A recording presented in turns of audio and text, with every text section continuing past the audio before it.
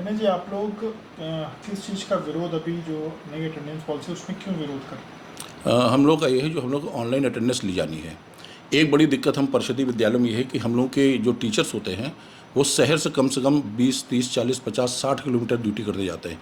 यहाँ तक कि एक जनपद से बगल के जनपद में भी हमारे टीचर्स वैन से ड्यूटी करने जाते हैं, तो काफ़ी दूर उनको जाना पड़ता है। बरसात का मौसम है, कभी कभी जाड़ा हो गया, कोहरा है, तो स्वाभाविक है कि थोड़ा बहुत लेट हो ही जाते हैं। और लेट होने का कोई टीचर से नहीं, कोई भी विभाग है, कोई ऐसा नहीं कि हर व्यक्ति टाइम से पहुँच जाता है, चाहे वो सचिवालय हो, चाहे डायरेक्टर ऑफिस हो, चाहे कोई हो।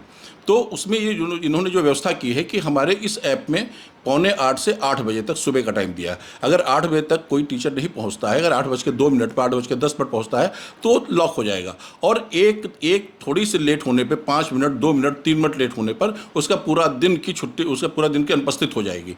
तो ये दिक्कतें आ रही हैं। सरकार ने हम लोग कोई हाफ लीव नहीं दी। अब अगर मान ली छुट्टी हो रही है, अगर हमको 2:15 के बाद हमको उसमें लॉक करना है, इस बीच में हमारे घर में कोई दिक्कत हो जाती है, हमारे परिवार में कोई दिक्कत हो जाती है, तो हम किस तरह जाएंगे? कम से कम 2 हाफ लीव की व्यवस्था करनी चाहिए थी।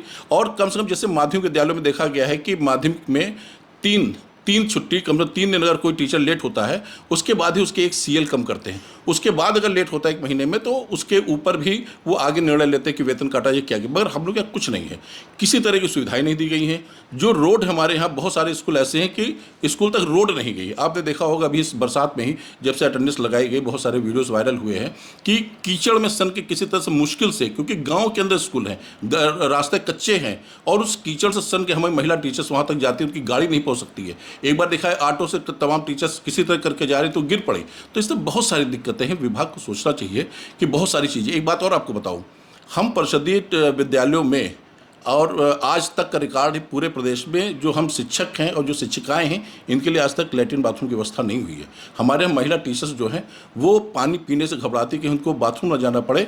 और कई बार इसके लिए मैं यहाँ के माननीय मुख्यमंत्री जी को, माननीय प्रधानमंत्री जी को लिख चुका हूँ, डीजी महोदय को लिख चुका हूँ। उसका निर्णय भी हुआ, उसका आदेश भी हुआ, मगर वो आदेश केवल कागज़ पर है, अभी तक धरातल पर काम नहीं हुआ। तो इसलिए बहुत सारी ऐसी दिक्कतें हैं जो हम परिषदीय टीचर्स में हैं। शहर में तो कोई दिक्कत नहीं, तो हम लोग तैयार माने, हमको सारी सुविधाएं दे दी जाए। जो दिक्कतें हमारी, अब आपको हम बताएं कि जैसे हम लोग की चयन वेतनमान की फाइलें, पत्रावलियां हैं, 10-10, 12-12 साल से प्रमोशन नहीं हुए, तो ये दिक्कतें जो हैं इसका तो समाधान नहीं किया। मगर एक दवा ये कि उनको क्या पड़ा है कि केवल ऑनलाइन अटेंडेंस। भाई हम लोग चोर नहीं हैं, हम लोग बहुत ज़्यादा, थोड़ा बहुत अगर हमारी टीचर्स होता लेट हो जाते हैं, और जानबूझ के लेट नहीं होते, अनजाने में लेट हो जाते हैं, मार्ग में ऐसी दिक्कतें आती हैं, लेट हो जाते हैं, तो एक ऐसा बना दिया गया है कि हम लोग चोरी नहीं करते। हम लोग बस, हम लोग चोरी क्या होती है, समय की चोरी होती है। हम लोग पुलिस वालों की तरह नहीं कि चौराहे पर खड़े वसूली कर रहे हैं, उन बाबुओं की तरह नहीं है। हम लोग ईमानदारी से काम करना चाहते हैं, मगर एक नैरेटिव ऐसा सेट किया गया है कि ये प्राइमरी टीचर्स, ये पर्सनली टीचर्स ये नकारा है, जबकि ऐसा नहीं है। वेल क्वालिफाइड हमारे टीचर्स काम कर रहे हैं इस समय, जो बहुत अच्छा काम कर रहे हैं।